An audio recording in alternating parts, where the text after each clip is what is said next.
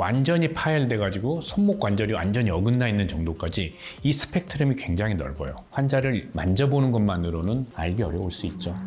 주상월상 골간 인대가 파열이 되면 무조건 얘네들이 어긋납니까? 벌어집니까? 이 재활 치료를 어디까지 해볼 것인가가 선생님들마다 조금 차이가 있는 거죠.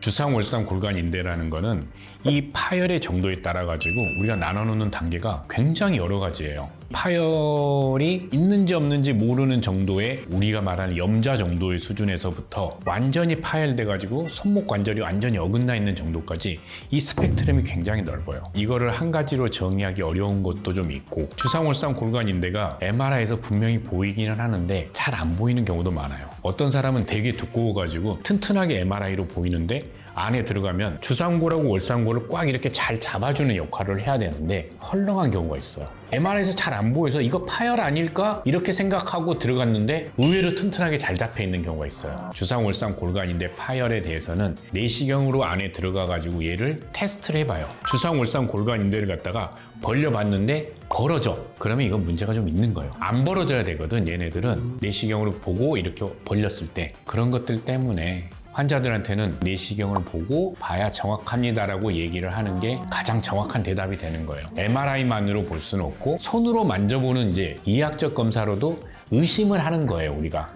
물론 그런 경우도 있지. 심하면 이 스펙트럼 상에서 많이 심해진 경우에 있으면 만져보는 것만으로도, 엑스레이만 찍어보는 것만으로도 충분히 진단할 수 있어요. 문제는 이 앞쪽에 있는 부분이거든요. 환자가 진짜 이게 주상월상 골간인대의 문제인지 아니면 다른 부분의 문제인지 환자를 만져보는 것만으로는 알기 어려울 수 있죠.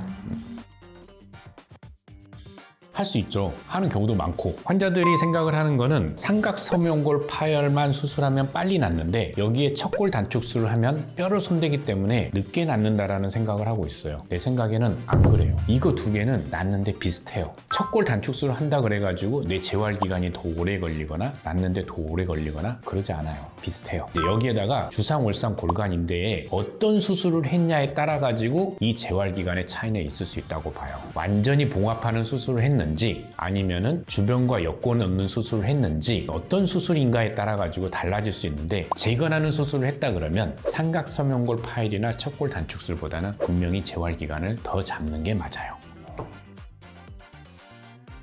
주상월상 골간 인대에 대해서 이제 수술하는 거는 선생님들마다 조금씩 차이가 있어요. 여러 개의 스펙트럼에서 어떤 선생님은 이쯤에서부터 수술을 하시는 선생님이 있는가 하면 어떤 선생님들은 한 이쯤에서부터 수술하시는 선생님이 있고, 선생님이 어떤 경험으로 환자를 봤었는지 거기에 따라서 조금씩 달라지는 것 같아요.